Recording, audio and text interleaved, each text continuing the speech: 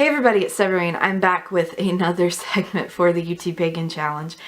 And D is for dragons! So I really recommend that you guys watch Dragon Feather 369. She is very informative when it comes to dragons. I typically work with them a lot myself. So this guy, his name is Ashling. He has been with me the longest of the two dragons.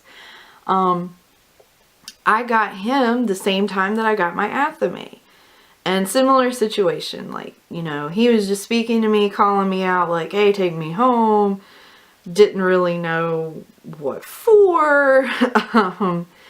And so I was like, well, I guess you're coming home with me. And he sat on my desk for a really long time until, you know, I decided I was going to pursue this path. And then for the 2016 supermoon, Firechild and I did a ritual. And she was like, you know, just get your stuff, anything you feel like speaking to you, whatever, you know, and we'll get to it. And so I was like, okay. And I came upstairs, because that's where I pretty much live, is upstairs in my room, which is where we are. And he's just sitting there, and I felt kind of like this, hey, hello. I want to come have fun. And so I was like, okay, I guess. So I got my sensor started on the coal, and we're sitting there, and I feel this sudden strange thing where he's like, I want to be on top of the sensor. And so I sat him on top of my sensor, and the smoke was billowing up around him, and it was like his awakening, and he was super charged. This little bastard, let me tell y'all, he done broke my sensor. You don't believe me? You don't believe? Watch this. Watch this. I still have this sensor. And just so that we're clear, this is the sensor. Okay? Look how pretty that is. Look, watch this mess. Of course, this is the lid, so it's not attached or anything. He broke this thing into 3 pieces.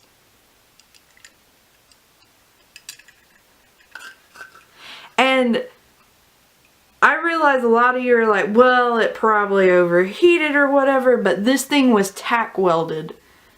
So yes, I do think maybe part of it was that it just got overheated or whatever, but the other part of it was him. He was like, I've just got to show off in this big way when I wake up for the first time. Which, I guess part of that's my fault since, you know, it took a really long time.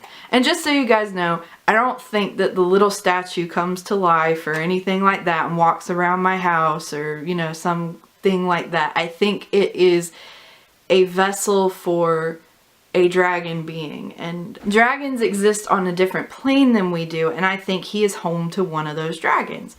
And his name that he told me he should be called is Ashling. And it's the Celtic spelling, which is A-I-S-L-I-N-G. So yeah, he's been with me a really long time, and I have learned since then that if I do not keep him near my cauldron when a spell is working, he gets mad.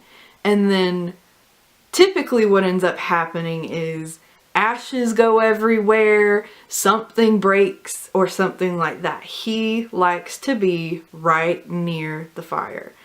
And most of the time, that's useful and helpful in spell work. But he has a temper if he's not near that fire. So this is Celatan, and he is actually newer. I got him probably a month or 2 ago. Ashling I've had for years. Celatan is a water dragon. So far my experiences with him have not been quite as intense in the physical sense, but I definitely see him a lot when I astral. We met on the astral plane after I brought the statue home, and he was over an ocean, and he was actually, instead of blowing fire, he blows like, sort of like water funnels, and he's, both of them in the astral are much bigger than they are, you know, in statue form, but he's definitely got a very loving, warming presence about him. But one thing that you do have to be careful of with him is that he sort of hones in. I feel like he amplifies whatever emotion you're feeling. And I went over just to kind of touch him, to tell him like bye or whatever, because he's next to my bed. Ashling likes to stay with the cauldron, so I leave him sort of downstairs in the community area.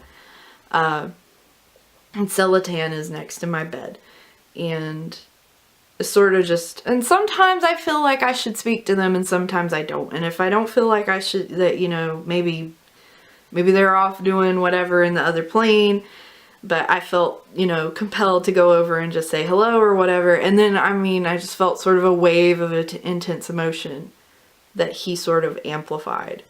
So, yeah. And I know that this is probably a really, what is controversial type of topic, like you believe that there's little beings in the statues. Well, I don't believe the statues themselves are alive. I believe that they vessel a presence in there. And you definitely can feel it. Ronnie, the first time he ever saw Ashling, he was like, look at this little earth dragon. He thinks that he's a lot more intense than he really is. But they're both very strong presences, and I think dragons tend to be a very strong presence. So if you ever decide to work with a dragon, just keep in mind that, you know, they're not, you know, they're not pets. They're not even like an animal that you would work with. They are a higher being, and they know that they're a higher being. So that's pretty much it for this one. Hope to see you guys in the next one. Blessed be.